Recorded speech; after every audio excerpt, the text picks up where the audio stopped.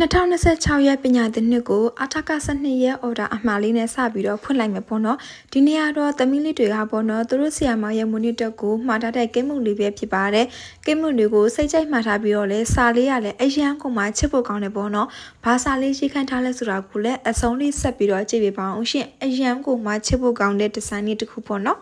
ကိမှုလေးကတော့ဆယ်လက်မကိစ္စဖြစ်ပြီးတော့ပေါ့နော်အသေးဒီဇိုင်းလေးကိုရေးချက်ပြီးတော့မှာယူအားပေးထားတာပဲဖြစ်ပါတယ်ပြီးလို့ရှိရင်တော့ကောင်းမလေးတွေအရန်ကိုမှကြကြတဲ့ဒီဇိုင်းလေးတစ်ခုပေါ့နော်ဒီလိုမျိုးကိတ်ဒီဇိုင်းတွေကိုမှာမယ်ဆိုလို့ရှိရင်တော့2ရက်လောက်ကြည့်ပြီးတော့မှာပေးပါနော်တက်စုကတော့မော်မြတ်မြတ်တွင်ကိုပဲအော်ဒါလက်ခံပါတယ်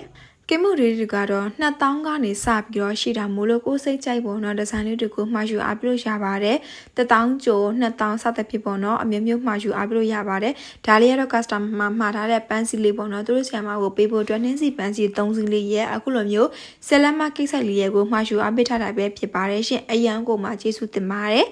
ဒါလေးကတော့သမီးလေးချိတ်ခဲ့ထားတဲ့စာလေးပေါ့နော်ပန်းတွေကလှပါတယ်တို့တော့တဲ့ဆီယာမရဲ့အလှကိုမမိပါဘူးတဲ့ပန်းလေးထက်ဆီယာမကပို့ပြီးတော့လှနေပါတယ်ဆိုပြီးတော့ရေးခင်းထားတယ်ပေါ့နော်အရန်ချစ်ဖို့ကောင်းတော့ပါပဲ